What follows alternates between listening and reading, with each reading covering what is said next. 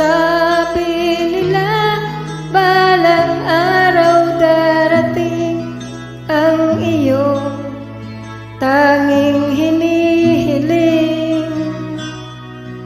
At nung dumating ang aking panalangin ay hindi na maikubli ang pag-asa na